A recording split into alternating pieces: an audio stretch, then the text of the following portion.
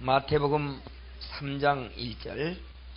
그때에 세례 요한이 이르러 유대 광야에서 전파하여 가로되 회개하라 천국이 가까웠느니라 하였으니, 저는 선지자 이사야로 말씀하신 자라. 일러스되 광야에 외치는 자의 소리가 있어 가로되 너희는 주의 길을 예비하라, 그의 첩경을 평탄케 하라 하였느니라. 아멘. 또 이제 4장에 있는 말씀 보겠습니다. 마태복음 4장 17절에 있는 말씀 보겠습니다. 이때부터 예수께서 비로소 전파하여 가라사대 회개하라 천국이 가까웠느니라 하시더라. 아멘. 오늘 회개라고 하는 그와 같은 제목으로 말씀하셨습니다. 회개하라. 예수님께서 회개하라 천국이 가까웠느니라 그렇게 했습니다. 또 요한도 회개하라 천국이 가까웠느니라 그렇게 했어요. 예수님도 회개하라는 말을 했고 요한도 회개하라는 말을 했습니다. 근데 요한이 회개하라 하는 말과 또 예수님이 회개하라는 그 말과 똑같은 말인가 똑같은 말이 아닌가 하는 거예요. 오늘 이 회개에 대해서 완전히 정리를 하겠습니다. 이게 교회에 부흥회 강사들이 오기만 하면 무슨 말을 하느냐면요, 회개하라는 말을 많이 합니다. 근데 무엇을 어떻게 회개해야 할 것인가 하는 이런 문제들을 잘 알지 못하니까 그냥 와서 회개하라 그래요. 회개는 부흥 강사가 와서 회개하라 안 해도 매일 회개를 해요. 그런데도 부흥 강사들이 오기만 하면 회개하라 그럽니다. 근데 오늘 요한이 회개와 예수님의 회개, 이 회개는 같은 것인가 다른 것인가 오늘 한번 우리가 찾아보겠습니다. 우린 어떻습니까? 요한이 회개하라 천국이 가까웠느니라 하는 회개나 예수님이 회개하라 천국이 가까웠다는 회개나 우린 꼭 같은 것 같이 이제 생각할 수 있어요. 그러나 요한이 회개와 예수님의 회개는 같은 종류의 회개가 아닙니다. 근데도 우리는 같은 것으로 보아요. 물론 어떤 면에 같을 수도 있지만은 냉정하게 요한은 무엇을 회개해야 되고 예수님은 무엇을 회개하라고 했는가 하는 이런 문제를 좀 생각해 보겠어요. 요한이 회개는 어떤 회개며 예수님의 회개에는 어떤 회개였는가 하는 것을 이제 찾아보겠습니다. 누가복음 3장, 우리 이제 3장 7절서부터 같이 조금 읽어보겠습니다. 요한이 무엇을 회개하라고 그러는가 하는 것을 읽어보겠어요. 3장 7절 다 같이 시작. 요한이 세례받으러 오는 무리에게 이르되 독사의 자식들아, 누가 너희를 가르쳐 장차 올 진로를 피하라 하더냐. 그러므로 회개에 합당한 열매를 맺고 속으로 아브라함이 우리 조상이라 말하지 말라. 내가 너희에게 이르노니 하나님이 능히 이 돌들로도 아브라함이 자손이 되게 하리라. 이니 도끼가 나무 뿌리에 놓였으니 좋은 열매 맺지 아니하는 나무마다 찍어 불에 던지우리라. 아멘. 이제 요한이 회개하라는 거죠. 회개하라. 이제 도끼가 이미 나무 뿌리에 놓였으니 만약 회개하지 않으면 찍어버리리라 하는 이런 말을 합니다. 그때에 이 사람들이 질문을 해요. 요한에게 10절부터 조금 보겠어요. 무슨 질문을 하는가. 10절부터 14절까지 다 같이 읽겠습니다. 시작. 무리가 물어 가로되 그러하면 우리가 무엇을 하리이까. 대답하여 가로되 옷 2벌 있는 자는 옷 없는 자에게 나눠줄 것이요 먹을 것이 있는 자로 그러할 것이 하고, 세리들도 세례를 받고자 하여 와서 가로되 선생이여 우리는 무엇을 하리까 하매, 가로되 정한세 외에는 늑징하지 말라 하고, 군병들도 물어 가로되 우리는 무엇을 하리까 하매, 가로되 사람에게 강포하지 말며 무소하지 말고 반뇨를 족한 줄로 알라 하니라. 아멘. 요한이 지금 회개하라죠. 요한이 회개하라 그러니까 무엇을 회개합니까? 그랬어요. 무엇을 회개합니까? 하고 물었습니다. 무엇을 회개합니까? 하고 물을 때 요한이 이렇게 답변했어요. 옷 두 벌 있는 자는 옷 덮는 자에게 나눠줘라. 세리들도 와서 물었습니다. 우리는 뭘 합니까? 무엇을 회개합니까? 그 소리죠. 그럼 너희들은 정한세 외에는 더 받지 말라. 군인들도 와서 물었어요. 우리는 무엇을 회개합니까? 너희들은 강포하지 말라. 이렇게 얘기했어요. 오늘 이 문제에 대해서 우리는 좀 생각해 볼 문제가 있습니다. 무슨 말이냐면은 회개하라 천국이 가까웠다는 이런 말을 했지만 어떻습니까? 옷 두 벌 있는 자가 옷 한 불 내줄 수 있는 그런 마음 자세를 가지고 내준다면 천국 갈 수 있느냐? 세금을 받는 자가 정당한 세금만 받고 깨끗하게 살면 천국 갈 수 있느냐? 군인들이 강포하지 않으면 천국 갈 수 있느냐? 없어요. 이거는 옷 두 벌 아니 옷 10벌을 내준다 할지라도 천국 가는 그런 문제가 아닙니다.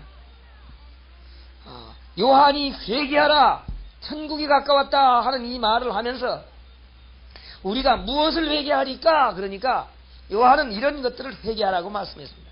옷이 없는 자 나눠주고 정당하게 살고 또 군인들도 자기 임무만 잘해서 그대로 살고 이렇게 얘기했어요.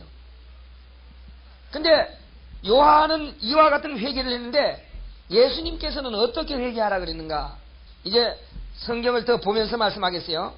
요한이 모든 사람에게 대답하여 가로되 나는 물로 너희에게 세례를 주었거니와 나보다 능력이 많으신 이가 오시리니 나는 그의 신들매를 풀기도 감당치 못하겠노라. 그는 성령과 불로 너희에게 세례를 주실 것이요. 지금 회개라고 하는 회개가 말이죠. 요한이 회개를 외친 것과 또 예수님의 회개를 외친 것이 두 가지인데요. 회개하라 하면서 이 요한이 외쳤는데 요한은 무엇이라고 했냐면은 나는 물로 세례를 준다 하는 이런 말을 했어요. 물로. 그럼 세례도 둘이라고 하는 말이죠. 세례도 둘입니다.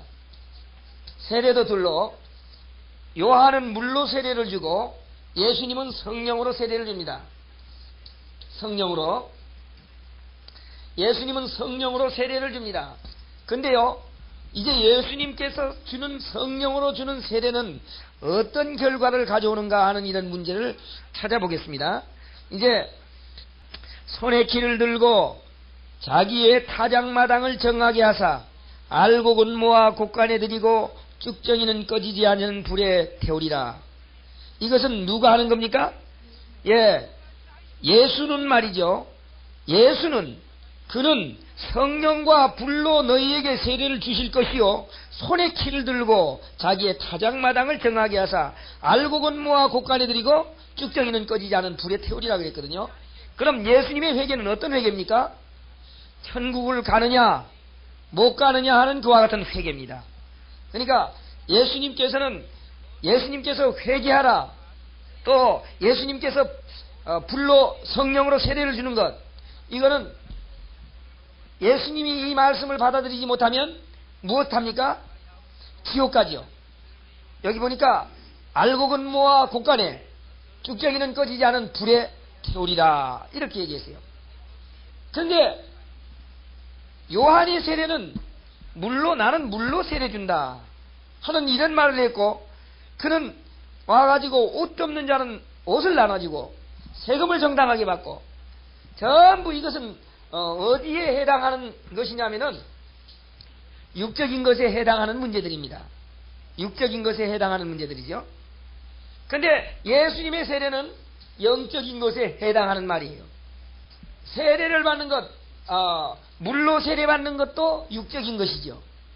그러니까 물로 세례 주는 것도 육적인 것이요, 옷 두 벌 나눠주는 것도 육적인 것이요, 강포하지 않는 것, 이거 다 육적인 겁니다. 근데 예수님은 회개하라, 만약 그렇지 않으면 알곡이 되지 못하느니라 그랬어요. 그리고 성령으로 세례를 받으리라 그랬습니다. 그러므로 육적인 회개는 알곡이 될 수 있느냐 하는 그런 회개가 못 된다고 하는 걸 우리는 알 수가 있어요. 근데 사람들은 어떻게 합니까? 부흥 강사가 오기만 하면 그냥 막 회개하라 회개하라 하는데 그 회개는 백날 해도 천국 가는 회개가 아니에요. 이게 상당히 무서운 말이죠. 예, 그 회개는 자 한번 생각해 보세요. 중들이 그런 회개를 할까요 안 할까요? 그런 회개 얼마든지 하지요. 중도 합니다. 그런 회개는. 예, 이 세상에 있는 모든 사람들이 그런 회개를 해요. 그러므로 그런 회개로는 천국 갈 수 있는 회개가 아니다는 겁니다. 회개가 두 가지라고 하는 것이 있어요. 두 가지. 자 이제 요한 1서에 있는 말씀을 보겠어요. 1장 9절 만일 우리가 우리 죄를 자백하면 저는 미쁘시고 의로우사 우리 죄를 사하시며 모든 불의에서 우리를 깨끗하게 하실 것이요. 만일 우리가 우리 죄를 자백하면 저는 미쁘시고 의로우사 우리 죄를 사하시며 모든 불의에서 우리를 깨끗하게 하실 것이요 그랬어요.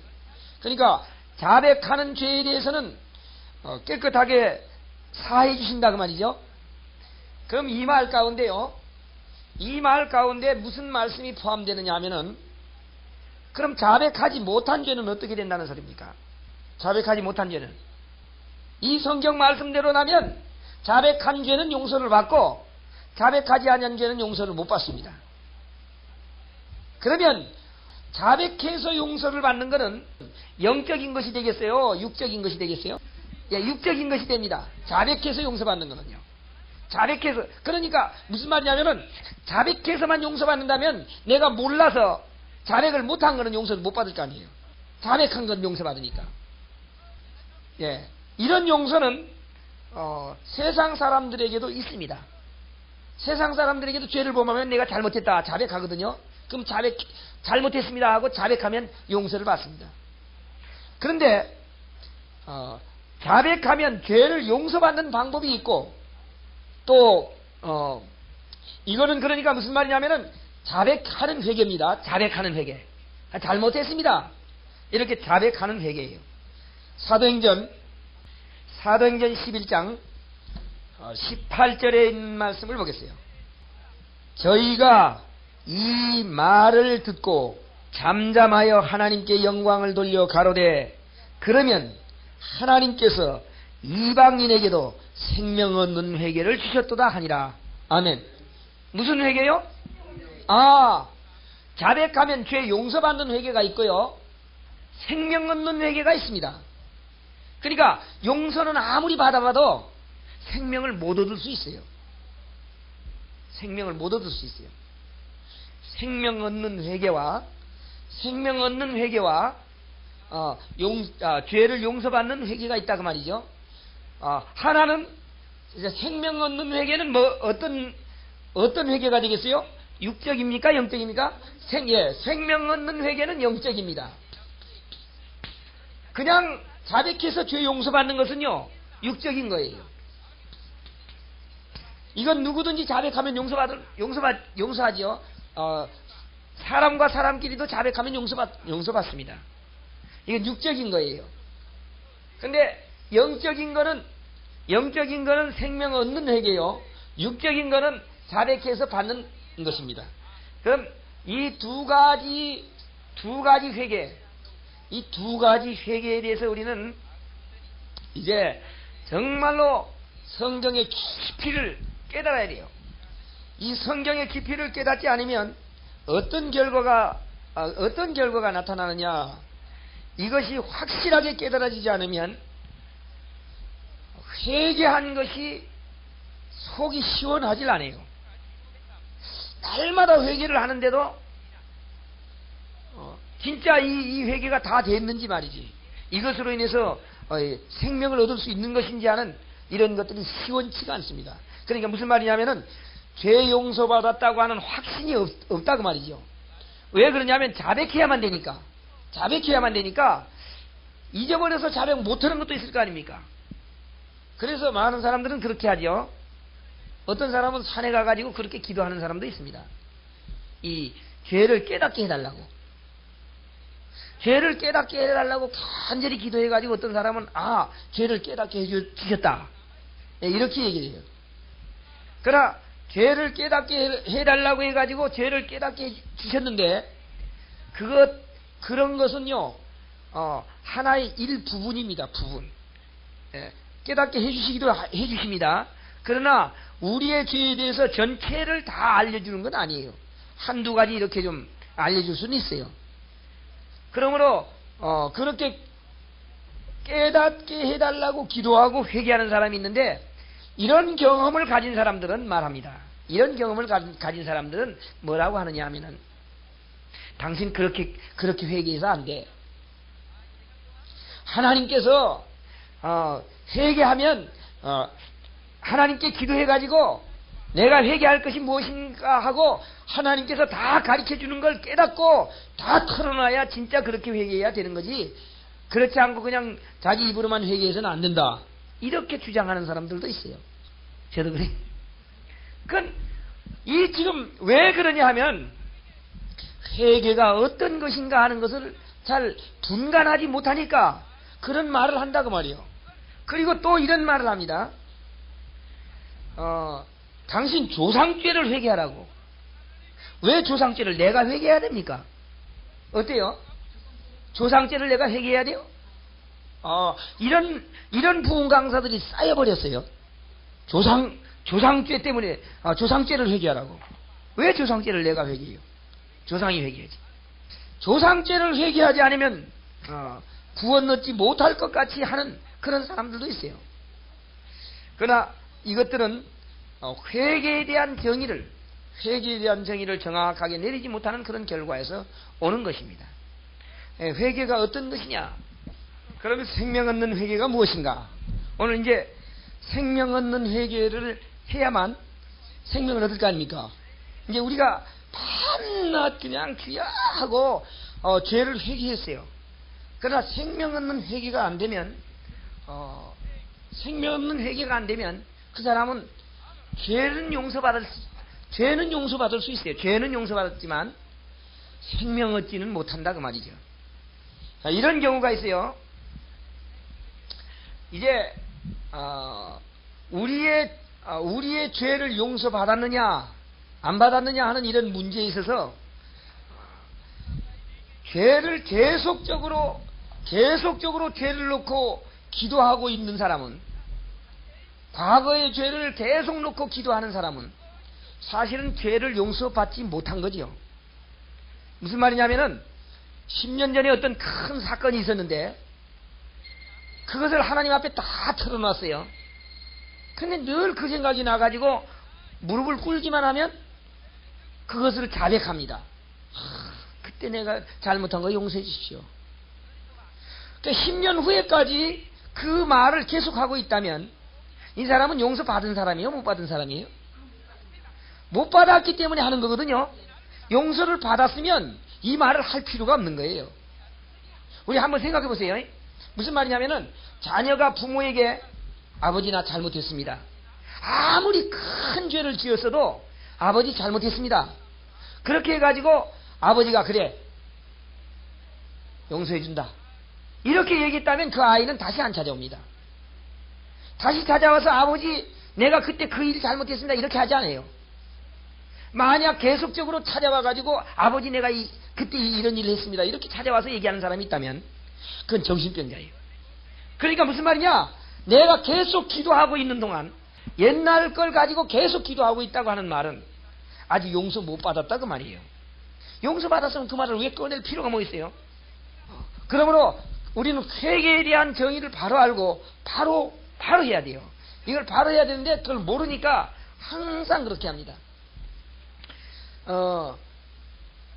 이제 저는 이제 그 회개에 대한 문제에 대해서 이런 말을 들었어요. 군대 가가지고 군대 생활을 하는데 그때 부흥회를 했어요. 부흥회를 했는데 부흥 강사가 뭐라고 하느냐면은, 사람에게 지은 죄는 사람 앞에 가서 회개해야 되고, 대중적으로 지은 죄는 대중 앞에 가서 회개해야 되고, 하나님께 지은 죄는 하나님 앞에 회개해야만 죄가 없어진다. 그래서 이제 하나님 앞에 지은 죄는 이제 엎드려서 회개할 수 있으니까 회개를 했습니다. 근데 군대 나오면서 말이죠. 군인 오기 전에 지은 죄가 있어요. 고향에서. 이 고향, 예, 가야 될 거 아닙니까? 개인 앞에 한 것은 개인 앞에 가서 회개하라 그러니까 고민이 생겼어요. 이제 고민하다가 편지를 썼습니다. 편지로라도 회개해야 되니까.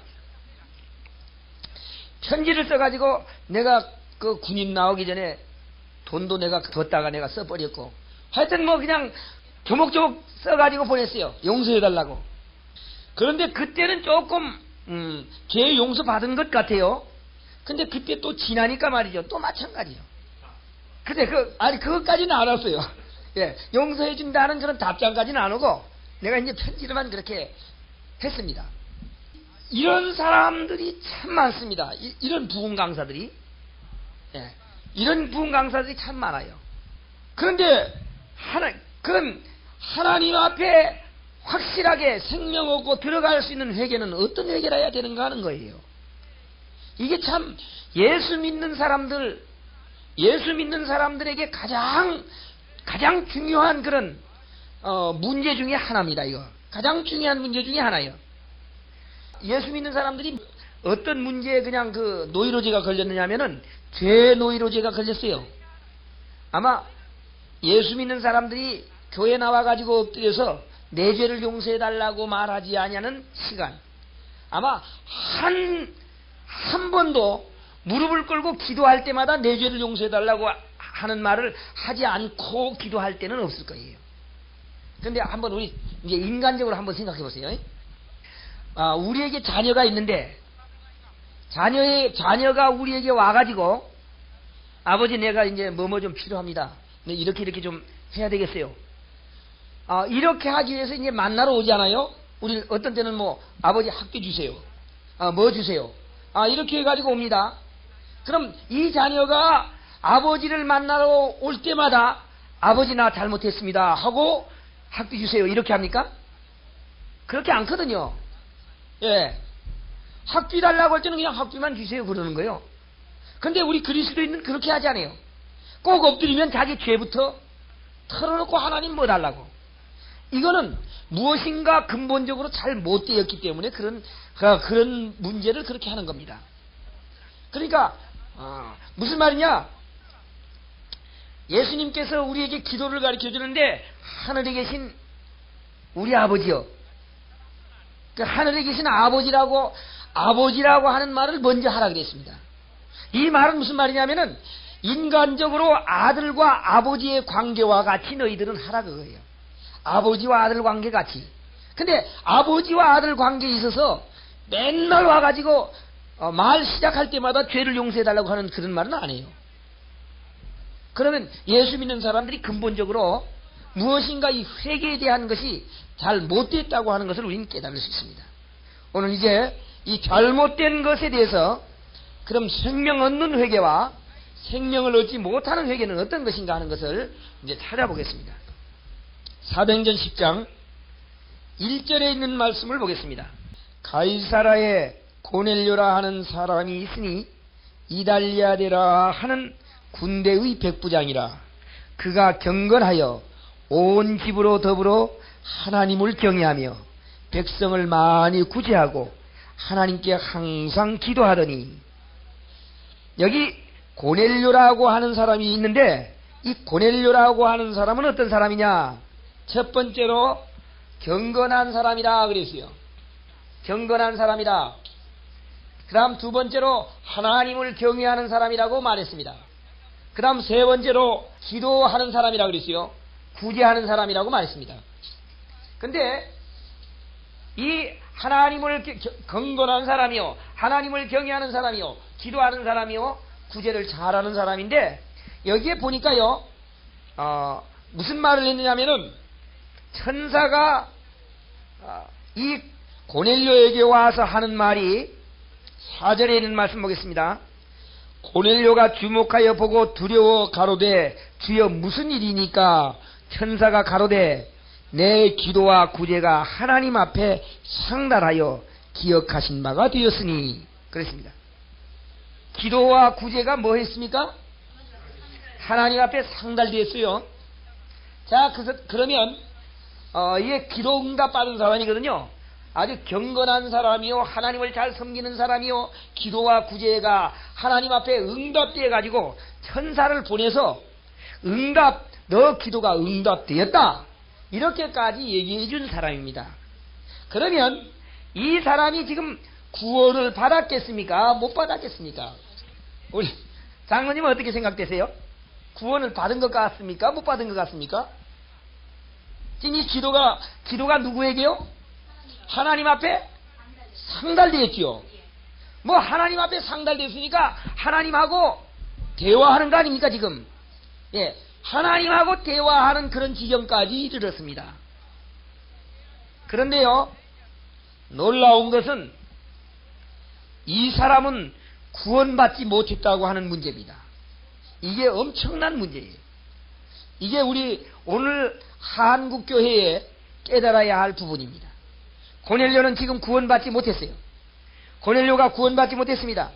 그리고 이 고넬료는 또 제자들이 가서 고넬료에 대해서 말할 때 고넬료는 의인이요 그렇게 얘기했어요.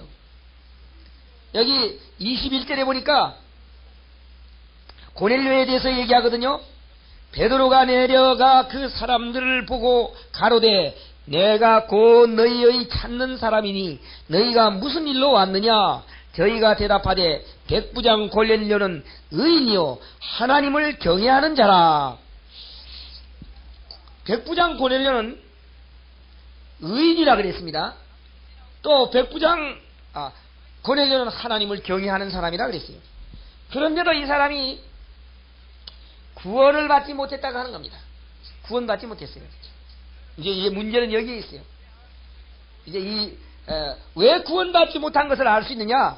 우리 성경 11장 13절에 있는 말씀 우리 다 같이 한번 읽어보겠습니다. 11장 13절 다 같이 시작. 그가 우리에게 말하기를 천사가 내 집에 서서 말하되 내가 사람을 요바에 보내어 베드로라 하는 시몬을 청하라. 그가 너와 내 온 집에 구원 얻을 말씀을 내게 이르리라 함을 보았다 하거늘. 천사를 시켜가지고 무엇을 하라고요? 구원 얻을 말씀을 들으라 그렇게 했어요. 어떻습니까? 구원을 받았으면 구원 얻을 말씀을 들을 필요가 없어요.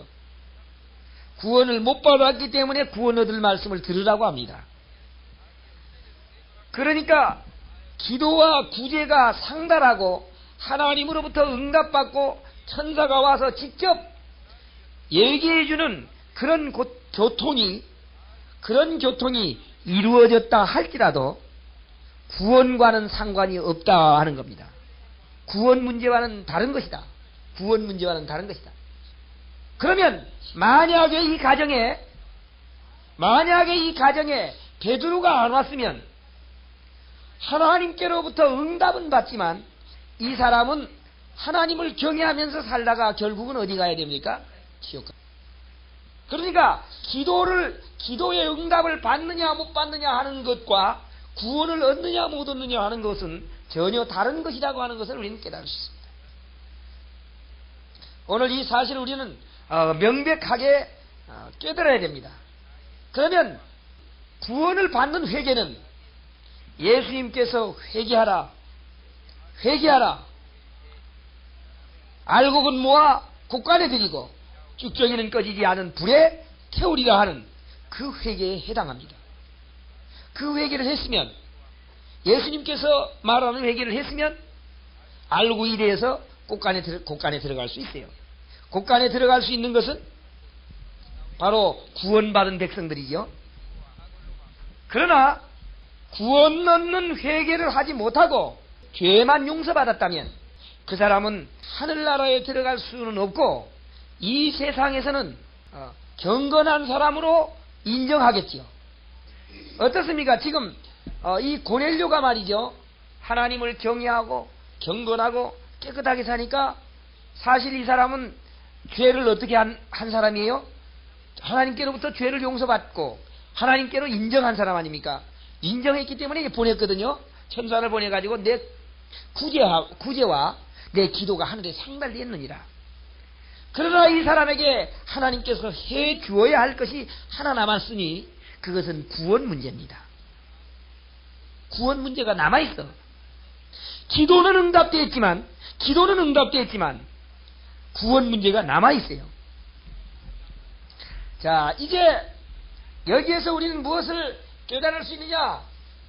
기도를 하는 것과 구제를 하는 것, 이런 것도 다 누구 편에서 하는 거죠? 내 편에서 하는 겁니다. 내 편에서 하는 거기 때문에 이것도 내가 기도를 하는 것도 육적인 것이요, 구제를 하는 것도 육적인 것이죠. 예, 내 편에서 하는 거기 때문에 이 영적인 게 아닙니다. 우리는 기도는 영적인 것이 아니냐 이렇게 할 수도 있죠. 기도는 영적인, 기도도 내가 하고 있다 그 말이에요. 내가 하고 있는 거기 때문에 내 육적으로 하는 거지, 내 생각대로 하고 있는 거 아닙니까? 그러므로 이 구제와 기도가 상달되었으나 하나님께로부터 이 사람을 구원 얻도록 하는 그것은 주어지지가 않았어요.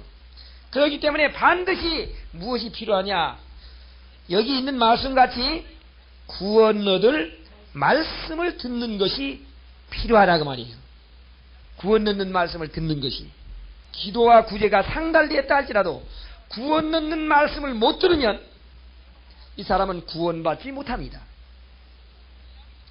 그렇기 때문에 하나님은 구제를 잘하고 기도를 잘하고 하나님을 경외해서 사는 이 고넬료를 구원시키기 위해서 베드로를 불러오라고 한 거예요. 베드로를 불러오라. 이제 베드로가 와가지고 설교를 합니다. 베드로가 와서 설교할 때에 비로소 무슨 말을 듣게 되느냐? 내가 자백하는 것이 아니고 하나님께로부터 주어져서 용서받는 생명 얻는 회개에 대한 것을 설명합니다. 네. 이렇게 해야만 네가 구원을 받을 수 있다. 이렇게 해야만 네가 용서를 받을 수 있다. 하는 이와 같은 얘기를 쭉 했어요. 자, 이제 이 얘기를 어디에 하느냐 하면은 10장 43절에 있는 말씀 보겠습니다. 저에 대하여 모든 선지자도 증거하되 저를 믿는 사람들이 다 그 이름을 힘입어 죄사함을 받는다 하였느니라. 무엇을 힘입어요? 예, 예수의 이름을 힘입어 죄사함을 받는다. 이건 내가 자백해서 받는 게 아닙니다. 내가 죄를 자백해서 받는 게 아니고 예수의 이름을 힘입어서 예수님께로부터 받는 거예요. 무슨 말이냐면은 예수님은 우리의 죄를 담당하신 분이다. 네가 이 사실을 믿어라 그 말이요. 그런데 그 사실을 받아들이면 어떻게 되죠? 그렇지. 받아들이면 그것으로 인해서 용서가 되어버린다 그 말이에요. 그러니까 내가 하나님 무엇 잘못했습니다. 이렇게 해서 용서받는 게 아니고 예수님은 내 죄를 용서하신 분이다 하는 것을 마음 가운데 믿는 것으로 없어져 버린다 그 말이에요. 믿는 것으로. 지금 예수님이 오셔서 여기 저에 대하여 모든 선지자도 증거하되 저를 믿는 사람들이 다 그 이름을 힘입어. 다 그 무엇을 힘입어요? 예, 이름을 힘입어 죄사함을 받는다 그랬어요.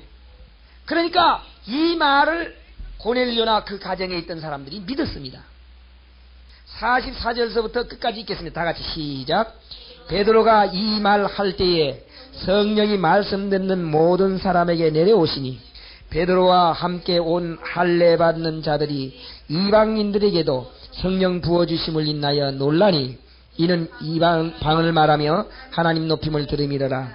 이에 베드로가 가로되 이 사람들이 우리와 같이 성령을 받았으니 누가 능히 물로 세례줌을 금하리요 하고 명하여 예수 그리스도의 이름으로 세례를 주라 하니라. 저희가 베드로에게 수일 더 유하기를 청하니라. 아멘. 여기 보니까요 뭐라고 했냐면은 아까 43절에는 예수를 통해서 죄사함을 받는다 이렇게 얘기했죠. 그러니까 베드로가 이 말을 할 때에 성령이 말씀 듣는 모든 사람에게 내려오시니 그랬습니다. 어떻습니까?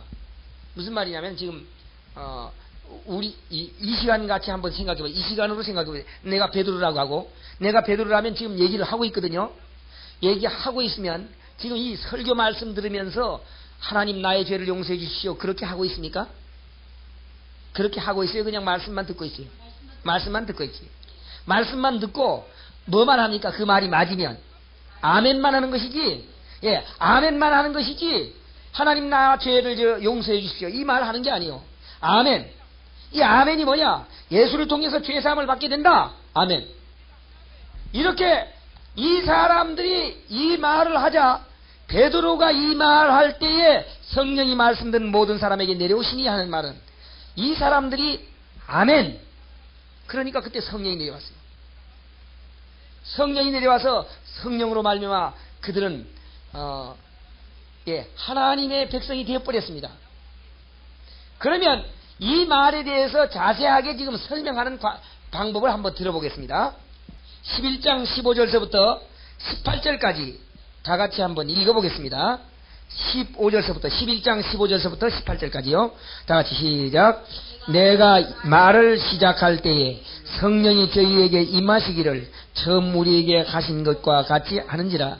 내가 주의 말씀을 요한은 물로 세례를 주었으나 너희는 성령으로 세례를 받으리라 하신 것이 생각났노라.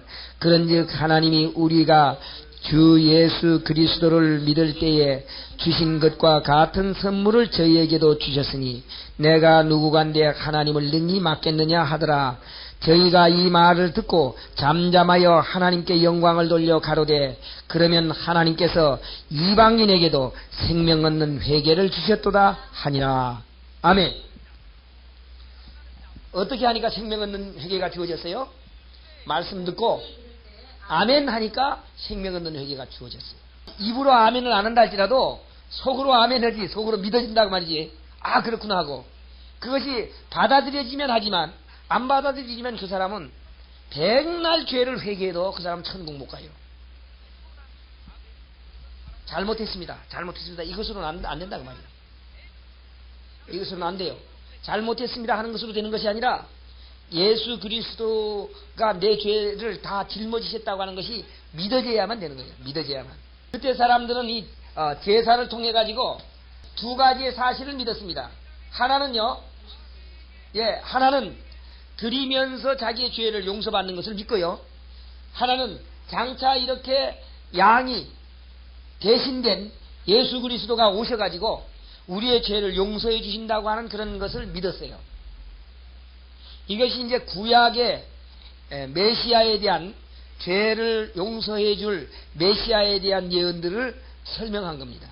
그러니까 그 제사를 통해 가지고 제사를 드리면서 육적으로는 제사를 드리고 그 마음속으로는 앞으로 장차 예수님이 오셔가지고 우리를 이렇게 구원한다 하는 것을 믿었어요. 그러니까 하나는 육적인 것이지만 육적인 곳에 영적인 것이 포함되어서 받아들여졌다 그 말이에요. 그 사람들이 장차 예수님이 이 양과 같이 우리의 죄를 짊어지실 걸 믿었다 그 말이에요. 그러면 여기 이제 하나는 자백하는 회개요, 하나는 아멘하는 회개입니다. 자, 이것에 대한 것을 이제 좀 나열해 보겠어요. 세례 요한이 회개하라 그랬는데 무엇을 회개합니까 하니까 그 옷을 주고 정당한 세금을 받고 강포하지 말고, 이건 전부 육적인 것이죠. 육적인 겁니다. 육적인 거예요. 예수님께서도 오셔가지고 회개하라 그랬는데 그 예수님께서 한 것은 알곡을 모으는 회개예요. 알곡은 모아 곡간에 드린다. 예수님은 키를 가지고 와서 그건 영적인 것이죠. 영적인 것. 그러면 이게 육적인 것 가운데 세례도, 물 세례는 육적인 겁니다. 성령 세례는 영적인 겁니다. 그리고 영적인 회개는 믿음으로 받아들여져요. 육적인 회개는요, 자백으로 받아들여지죠. 자백으로. 이 자백한다고 하는 것은 예수를 안 믿는 사람도 자백합니다. 예수를 안 믿는 사람도. 그러니까 우리 그리스도교가 다르다고 하는 것은 이런 세상 사람이나 불교인들이나 똑같이 하는 대로 우리가 용서받는 게 아니고, 우리는 다른 방법, 이것을 받아들이는 방법으로 구원을 받고 용서를 받는다고 하는 거예요. 그리고 하나는요, 이 하나의 회개, 이 육적인 회개는 자백하는 거라고 했죠. 육적인 회개는 자백하는 것이고요, 이 영적인 회개는 방향을 바꾸는 겁니다. 하나님을 향해서 간다 그 말이에요. 방향을 바꾸는 회개. 이 회개는 누가 이런 회개를 했느냐 하면은 탕자가 이런 회개를 했습니다. 탕자가 어떤 회개를 했느냐? 우리가 이제 성경에는 기록되지 않았지만은 탕자가 말이죠. 탕자가 집을 나가 가지고 회개를 했을까요, 안 했을까요? 집 나가 있을 때 상식적으로요. 집 나가 가지고 재산 다 팔아먹고 외방에서 살 때에 속으로 말이죠. 아버지, 참 나 잘못했습니다. 죽일 놈입니다. 아마 이런 생각을 하면서, 모르겠어요. 성경에는 없지만 통곡하면서 울기도 했을 거 아닙니까? 예? 아버지 죄송합니다. 나 같은 자를 받아주세요 하면서 통곡하면서 울었어요. 예? 그렇게 해봐도 그런 회개는, 그런 자백하는 회개는 아무 소용이 없었어요. 그런데 이 자백하는 회개는 소용이 없었지만 그 탕자가 방향을 바꿨을 때 그는 돌아왔습니다. 그는 아버지와 같이 살 수 있었어요. 방향을 바꿨을 때는. 도시로 먼 곳으로 떠나던 방향을 아버지의 집으로 향했거든요.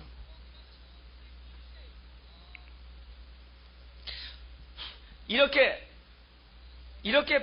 바꾼 것은 어떻습니까? 돌아섰다.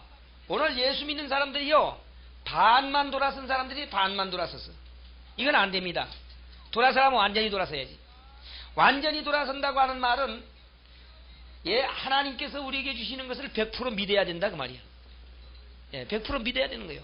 99% 믿어서는 안 돼요. 그건 반만 돌아선 사람이지. 100% 믿어버려야 돼요. 그러므로 하나 멀리서 자백하는 회개는 아버지와 아들과 같이 살 수가 없습니다. 같이 살 수가 없어요. 밤낮 탕자가 말이죠, 통곡하면서 울었다고 해봅시다. 밤낮 울면서 아버지 잘못했습니다. 그런 회개는 아버지하고 같이 살지 못합니다. 통곡하면서 울었다 할지도 못 살죠, 아버지하고. 근데요, 통곡도 하나도 안 하고 그냥 눈물도 하나도 안 나고 방향을 바꿔가지고 아버지 앞에 돌아갔어요. 그러면요, 아버지하고 같이 삽니다. 예수 믿는 것이 뭐냐? 예수 믿는 거 그거예요. 어떤 사람 막 눈물 흘리라 그래. 눈물 흘려야만 용서받는다고.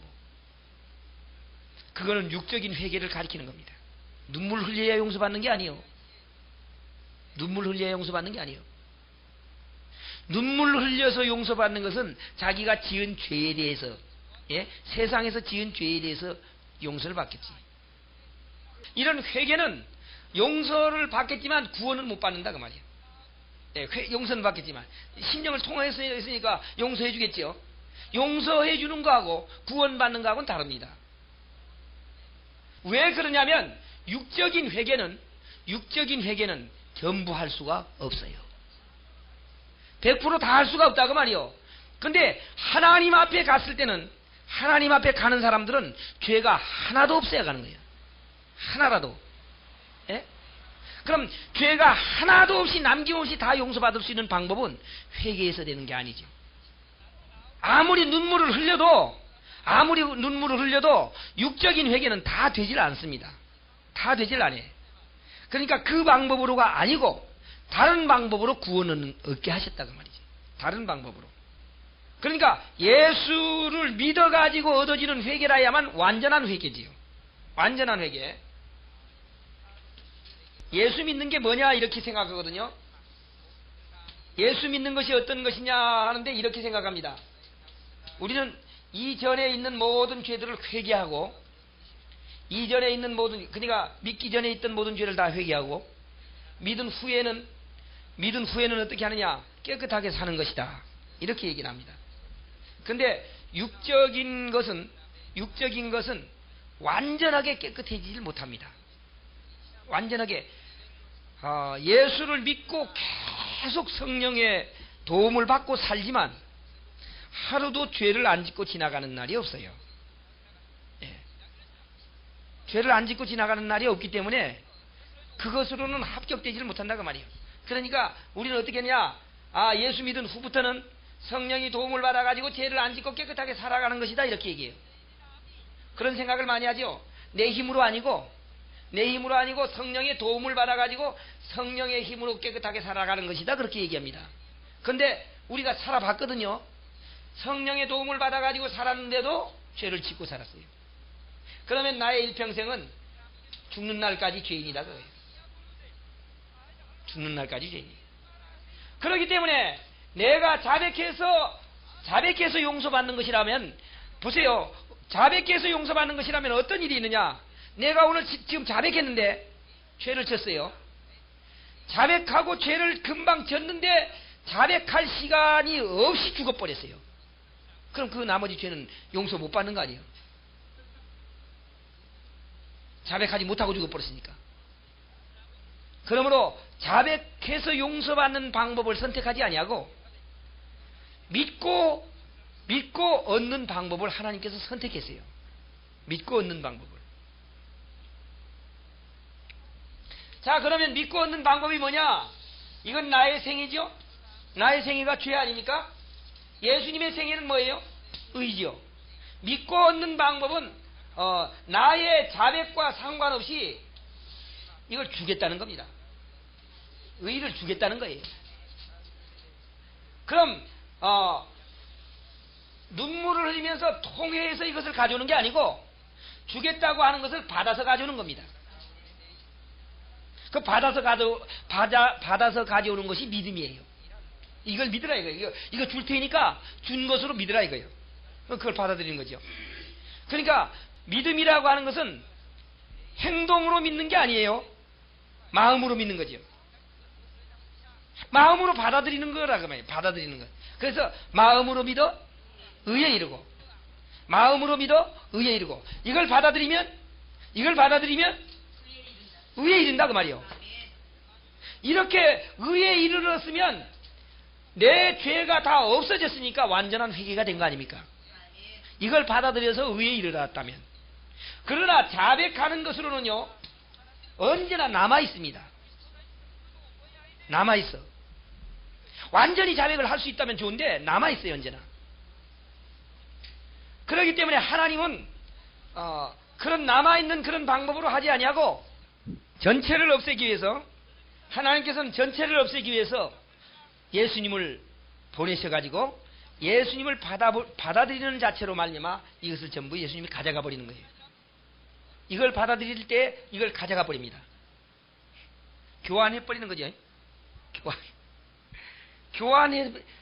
우리 죄를 교환해 버렸으니까 회개가 된 거 아닙니까? 완전한 회개가 된 거예요. 완전한 회개. 교환하는 방법. 그것이 믿음입니다. 교환하는 방법. 그래서 이 회개를 가르치기 위해서 베드로를 부른 겁니다. 경건하지 않습니까? 이 사람 경건하다는 말은 죄가 없게 살고 깨끗하게 살고, 죄진 거 있으면 하나님 앞에 어때요?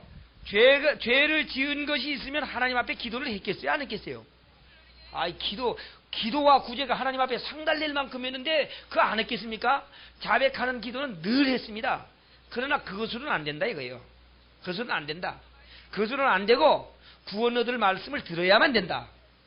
그 말씀을 들을 때 그것이 믿어지니까 그 믿어지는 자체가 성령이 임하는 겁니다. 성령이 임하는 거예요. 성령이 임하지 않으면 그게 안 믿어지거든요. 안 믿어져요. 아, 그거 믿어지겠어요, 그거? 한번 생각해 보세요. 자백도 않고 용서받는다는 게 믿어지겠습니까? 안 믿어지죠? 그러나 우리는 분명히 예수 그리스도를 받아들이면 우리 죄는 저절로 없어져 버려요. 저절로 없어지는 거예요. 회개해서 없어지는 게 아니고 저절로 없어지는 거죠. 죄가 저절로 없어지는 것이지 내가 입으로 불어서 없어지는 게 아니에요. 무슨 말이냐면은 이런 말이나 마찬가지거든요. 내가 1000만원 빚이 있다면 내 형이 말이요, 이 1000만원을 와서 갚아버렸어요. 그래서 뭐라고 하냐면은, 야, 너 장부에 있는 빚을 내가 갚았다.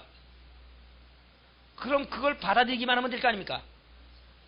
아, 예, 갚아준 줄 믿습니다. 고맙습니다.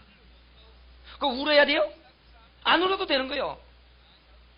예, 감사합니다. 아, 갚은 걸, 그럼 갚은 걸 믿으면 이 사람은 죄 없는 사람 같이 삽니다. 빚 없는 사람 같이 산다 그 말이에요.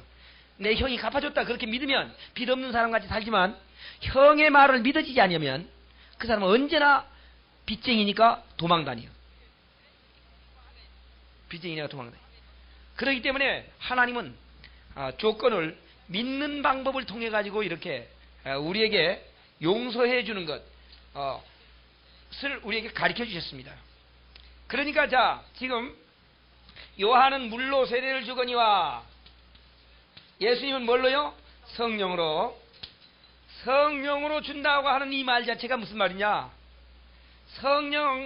성령으로 세례를 준다고 하는 말 자체는 성령이 아니면 전하는 말이 안 믿어지니까 요 성령이 포함되어야만 믿어집니다. 그래서 이것을 받아들여지는 자체는 성령이 그 마음을 움직였다 그거예요. 움직였어요. 생각해 보세요. 세상 사람들 그게 믿어지겠어요? 그거?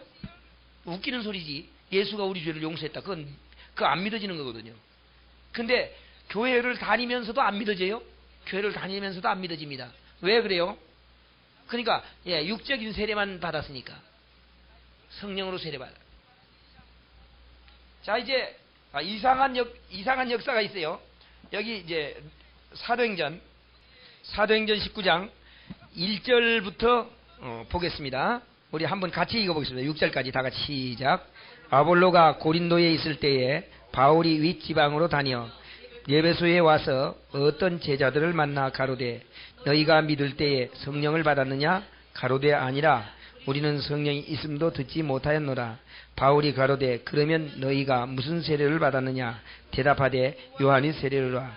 바울이 가로되, 요한이 회개의 세례를 베풀어 백성에게 말하되 내 뒤에 오시는 이를 믿으라 하였으니 이는 곧 예수라 하거늘 저희가 듣고 주 예수의 이름으로 세례를 받으니, 바울이 그들에게 안수하며 성령이 그들에게 임하심으로 방언도 하고 예언도 하니 모두 12사람쯤 되더라. 아멘.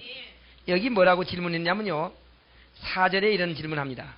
바울이 가로되 요한이 회개의 세례를 베풀며 백성에게 말하되 내 뒤에 오는 이를 믿으라 하였으니 이는 곧 예수라 하거늘 저희가 듣고 주 예수의 이름으로 세례를 받으니. 그랬어요. 예수를 믿으면, 여기 무슨 말을 하냐면 내 뒤에 오는 이를 믿으라.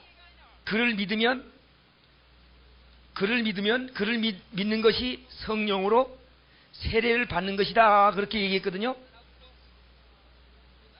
베풀며 백성에게 말하는 내 뒤에 오는 이를 믿으라 하였으니 이는 곧 예수라 하거늘 저희가 듣고 주 예수의 이름으로 세례를 받으니.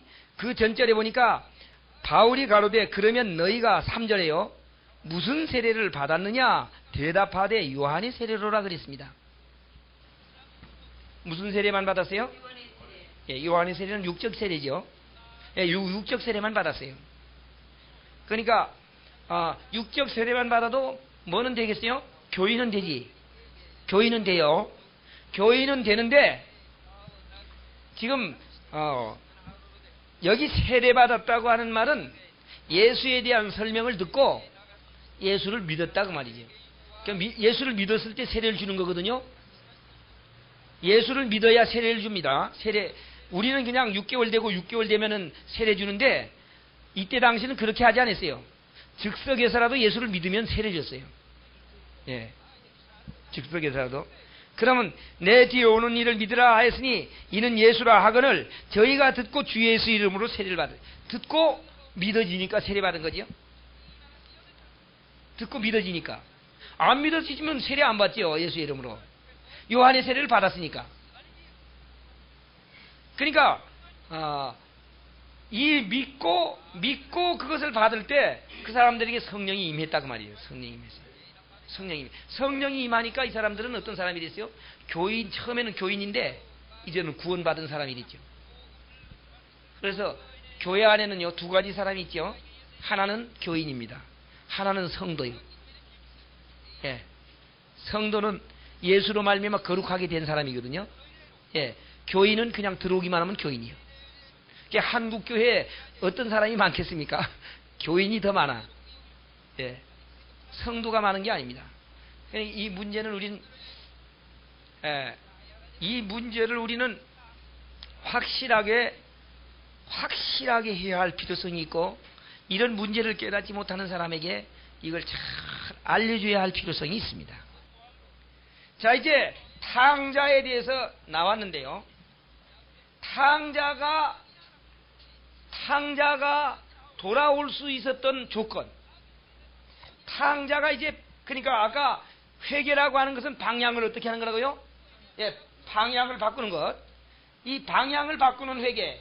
하나는 자백하는 회개요, 하나는 방향을 바꾸는 회개죠. 근데 이 탕자는 방향을 바꿨습니다. 그럼 이 탕자가 방향을 바꿀 수 있었던 것은 무엇인가? 무엇 때문에 돌아올 수 있었을까요?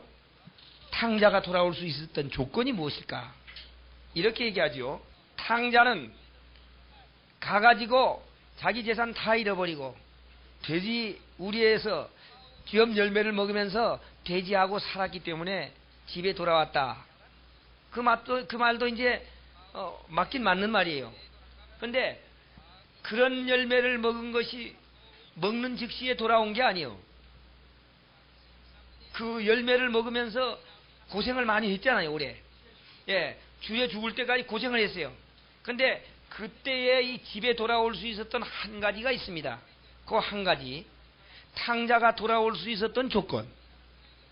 탕자가 돌아올 수 있었던 조건이 뭐냐? 이런 말을 했어요. 내 아버지 집에는 종들이 있는데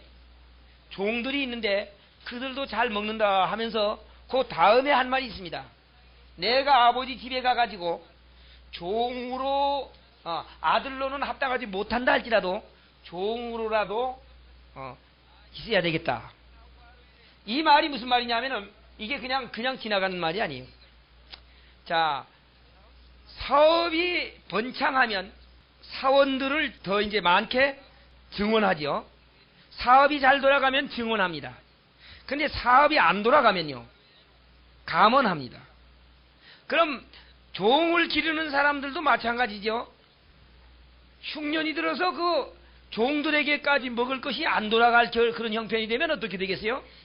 종들을 내보내야지 일부. 특별한 것만 좀 남겨놓고 내보내야 됩니다.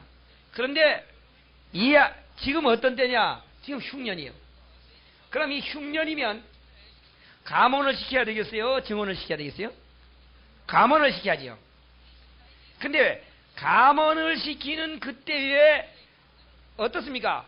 회사에 지금 회사에서 인원을 감원시키는데 나를 좀 써주십시오 하고 그걸 낸다면 입사를 할 수 있겠어요? 없지요. 없습니다. 그런데 이 아들이 생각한 건 뭐냐면은 다른 사람은 감원해도 나는 받아줄 것이다 하는 거예요.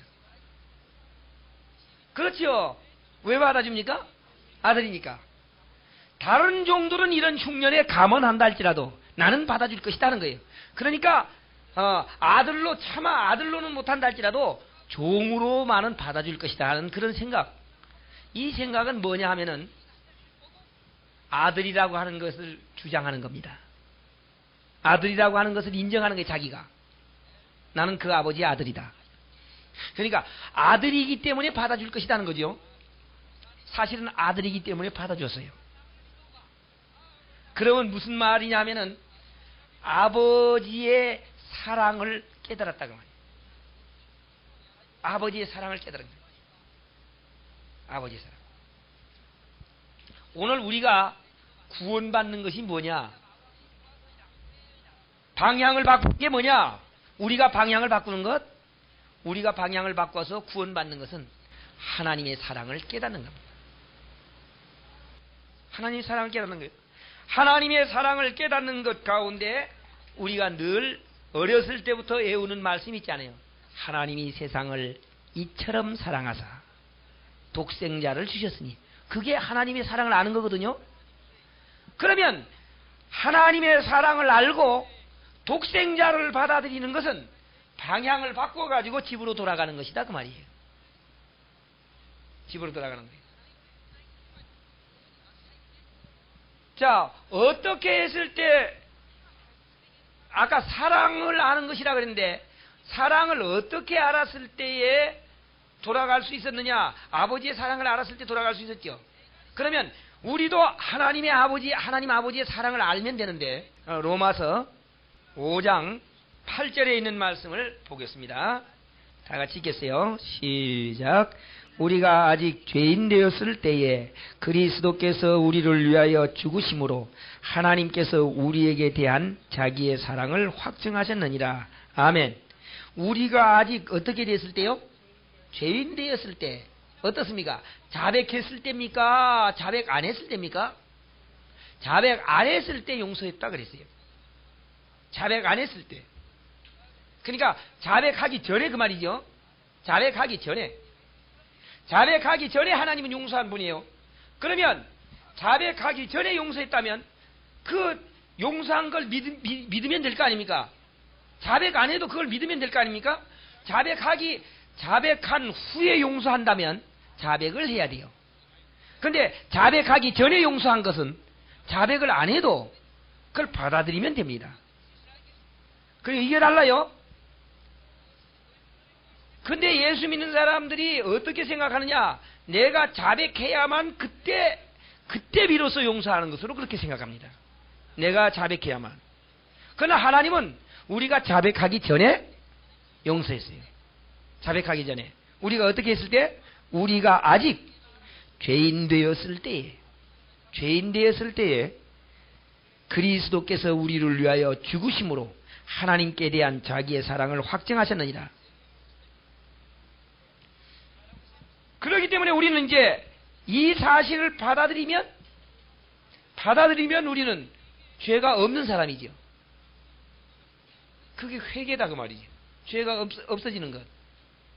우리는 이 두 가지 회개 가운데 죄가 완전히 없어지려면 하나님께서 우리에게 베푸는 죄 용서를 베푸는 그것을 받아들이는 것밖에 없어요. 완전히 없어지려면. 우리가 자백해서는 완전히 없어질 수가 없으니까. 그러므로 자백해서 없어지는 것은 육적인 것이요, 받아들여서 없어지는 것은 영적인 것입니다. 그런데 탕자가 집에 돌아갔을 때 잘못했습니다 하는 말 한 거 찾아보셨어요? 성경에 잘못했다 하는 말을 안 했어요. 잘못했다는 말을 안 했는데도 가락지를 끼고 옷을 입히고 말이죠. 하여튼 잔치를 베풀고 다 해줬습니다. 뭐 안 했어도? 자백을 안 했어도? 이 말은 자백하는 것이 그 집에 사는 게 아니고 집에 들어오는 것이 그 집에 사는 거다 그 말이죠. 왜 그러냐? 아버지는 그 전에 용서했기 때문에. 이걸 깨달아야 됩니다. 후에 용서했느냐 전에 용서했느냐 이게 문제예요. 그런데 이렇게는 할 수 있겠죠. 전에 용서했지만 자백할 수 있죠. 아버지 참 잘못했어요. 이 말 할 수 있어요? 예, 아버지는 먼저 용서해주고 아들은 후에 잘못했습니다 할 수 있어요. 근데요, 어떤 사람은 이럽니다. 이 회개에 대한 말을 이제 들었잖아요. 그러면 회개할 필요도 없겠네요. 어떻습니까? 회개를 해야 될까요? 안 해야 될까요? 예, 회개해야 됩니다. 그래서 이 문제에 있어서 회개를 할 필요가 없다. 회개하지 말아라. 이렇게 가리키는 교회도 있어요. 그게 어떤 교회냐면은 구원파입니다. 예. 그러면 왜 회개를 해야 되느냐 하는 거예요. 왜 회개를 해야 되느냐? 보세요. 여기 집을 나간 아들이 집으로 돌아왔어요. 뭐 때문에 나갔다가 돌아온 겁니까? 죄 때문에요. 죄 때문에 나갔다가 집에 돌아왔어요. 그런데 아버지가 죄를 용서했거든요. 아버지가 죄를 용서했으니까 죄가 있는 겁니까? 없는 겁니까? 없죠. 죄가 없는데 이제 집에 들어왔어요. 집에 들어왔는데 아버지로부터는 용서를 받았어요. 근데 이 아들이 말이죠. 아버지에게 회개를 하는 것과 안 하는 것과 어떤 결과가 생기느냐. 회개를 안 해도 용서를 받은 사람이요. 회개를 해도 용서를 받은 사람입니다. 그러나 회개를 안 했을 때는 아버지와 아들과의 거리가 멀어집니다. 집에 들어와서 살긴 사는데 아버지가 오면 무서워요. 아버지가 이쪽 방에 오면 저쪽 방으로 도망갑니다. 그런데 자기의 죄를 다 털어놓고 회개해버리면 아버지가 가까워집니다. 그럼 하나님으로부터는 우리가 용서받았는데 하나님으로부터 용서받았기 때문에 회개를 안 한다 할지라도 용서가 된 거지요. 용서가 되었으나 우리는 하나님 앞에 가서 자백해야 돼요. 자백을 해야만 하나님과 우리와 교통이 이루어져요. 어때요? 한번 생각해 보세요. 아버지가 이 방에 들어오려면 이 아이가 다른 방으로 도망가고, 그러면 아버지한테 뭐 좀 달라고 얘기할 수 있겠어요? 달라고 얘기를 못해. 아버지가 무서워서. 그럼 어떤 아버지가 되느냐? 하나님은 무서운 하나님이다. 그렇게 믿게 되는 거예요.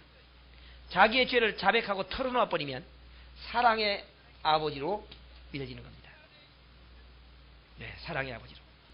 털어놓는 것과 안 털어놓는 것이 이와 같은 차이가 있어요. 하나는 무서운 아버지요, 하나는 사랑의 아버지. 이것으로 변해요.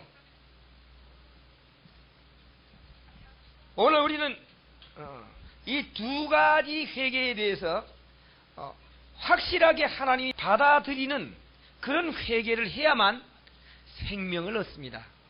생명을 얻어요. 하나님께서 받아들이지 아니하는 회개는 생명까지는 이르지 못한다고 말이에요. 생명 얻으려면은 아까 뭐라고 했냐면은 그 이름을 힘입어 죄사함을 얻게 하려는 것이다 그랬거든요. 그 이름을 힘입어. 누구의 이름? 예, 예수의 이름을 힘입어서 죄사함을 얻게 하는 것이다 그랬어요. 그러면 예수의 이름이 뭡니까? 예수의 이름. 마태복음 1장 21절에 있는 말씀 보겠습니다. 다 같이 읽겠어요. 21절 다 같이 시작. 아들을 낳으리니 이름을 예수라 하라. 이는 그가 자기 백성을 저희 죄에서 구원할 자이심이라 하니라. 아멘. 아들의 이름이 뭐냐? 예수 그리스도의 이름의 뜻은 자기 백성을 저희 죄에서 구원하는 것입니다. 아들의 이름을 힘입어 죄사함을 얻는 거지요. 그러니까 예수를 믿습니다 하는 그 말 자체는 예수가 내 죄를 다 용서했습니다 그 말이에요. 그런데 사람들은 그렇게 생각 안 해요. 예수가 내 죄를 다 용서했습니다가 아니야. 다 용서했다고 아니고 내가 깨끗하게 살아야만 용서받는 것으로. 그래서 그런 말을 하죠. 짐짓 죄를 범하면 용서받지 못한다. 그런데 이 말은 이 육적인 죄를 범하는 걸 말하는 게 아니에요. 어디 짐짓 죄를 범하지 않는 사람이 있나요? 죄 안 그럼 다 범하면 알고 범해요? 모르고 범해요? 알고 범하지. 예수 믿으면서 죄를 지면 안 된다는 거 다 알지 모르는 사람이 어디 있어요? 다 알고 죄 짓는 거지. 다 알고 죄 짓는 그 죄가 짐짓 죄를 범하는 그런 죄라면, 용서받지 못하는 그런 죄라면 이 세상에는 구원받을 사람이 하나도 없어요. 짐짓 죄를 범한다는 말은 예수를 알면서도 예수를 거절한다 그거예요. 네. 집이 뻔히 저쪽에 집이 있는데 말이지, 집을 짐짓 안 들어가는 거야. 안 들어가. 집을 안 들어가. 탕자가 집을 안 들어가면 용서받을 길이 없어요. 집을 안 들어가면. 짐짓 집을 안 들어가면 용서받을 길이 없거든요. 그러나 집에 들어가서 죄를 범하면 어떻게 되느냐 하는 문제입니다. 집에 들어왔잖아, 이제. 탕자가. 집에 들어와서 이 집안에서 죄를 지면 어떻게 하느냐? 집안에서 죄를 지면 어떻게 할까요? 예. 두드러 맞는 것밖에 안 합니다. 집안에 들어온 후에 죄를 지면 두드러 맞아요. 두드러 맞으면서도 아버지와 아들 관계는 끊어지지 않습니다. 예. 두드러 맞기는 하는데도 안 끊어져요. 이것이 이제 진정한 회개에 대한 그런 문제예요. 오늘 우리는 회개가 무엇이냐? 하나는 생명을 얻는 회개. 하나는요, 죄사함 받는 회개. 하나는 육적인 것이고 하나는 영적인 것. 우리가 육적인 것은 조금 못한다 할지라도 영적인 것은 해야 됩니다. 예, 육적인 건 못할 수 있거든요. 그러나 영적인 걸 못해버리면 그때는 그 사람은 지옥 가는 거지 뭐. 지옥 가는 거지 다른 거 없어요. 그렇기 때문에 영생이 무엇이냐? 자, 이제 영생이 무엇이냐? 아까 탕자가 자기 아버지라고 하는 것을 다시 한번 인식해서 아버지의 사랑을 안 것 같이, 그러니까 아버지를 안 것 같이, 요한복음 17장 3절, 영생은 곧 유일하신 참 하나님과 그의 보내신 자 예수 그리스도를 아는 것이니라. 아멘. 영생은 아버지를 알고 예수를 아는 것이다 그 말이죠. 그럼 이제 아버지를 안다고 하는 말은, 아버지는, 자 보세요. 이제 하나님을 압니다. 하나님을 아는 거하고 하나는 누구를 알아요? 예수를 알아요. 이것이 영생이라고 말이죠. 이것이 구원입니다. 잘 보세요. 하나님을 아는데, 하나님은 어떤 분이냐? 하나님은 사랑이십니다. 아까 얘기했어요. 하나님은 사랑하기 때문에 예수를 보냈다 그랬어요.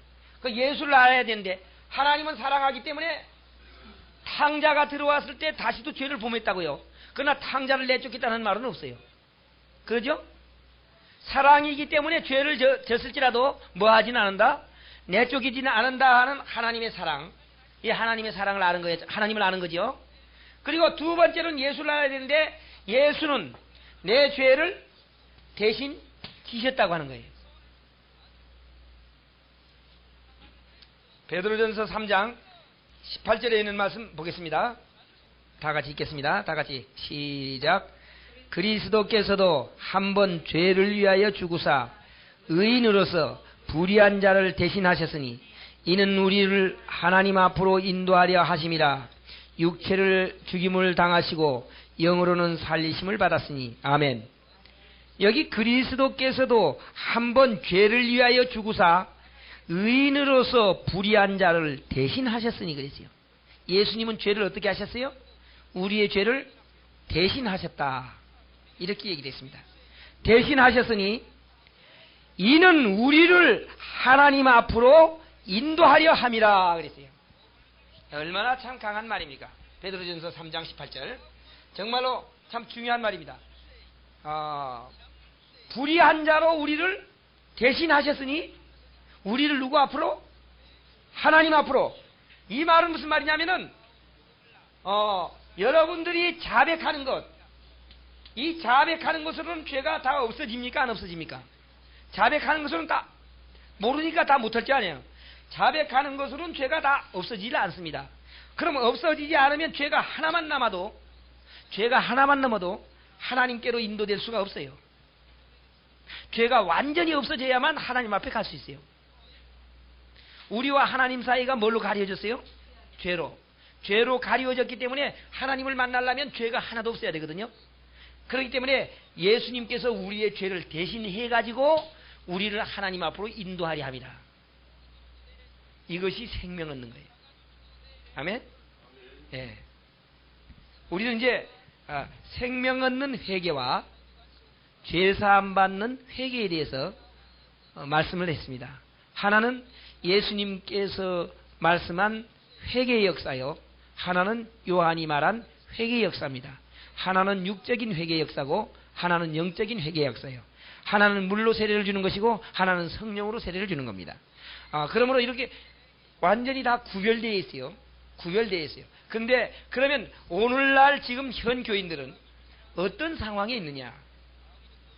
육적인 회개만 하고 영적인 것을 얻으려고 애를 쓰고 있어요. 그러니까 다 얻질 못해서 얻으려고 항상 애를 쓰는 거예요. 그러나 우리는 영적으로 볼 때 이미 우리는 죄사함을 받았고 우리는 모든 것을 다 얻었습니다. 예, 얻었어요. 이렇게 확신하는 것이 곧 믿음이에요.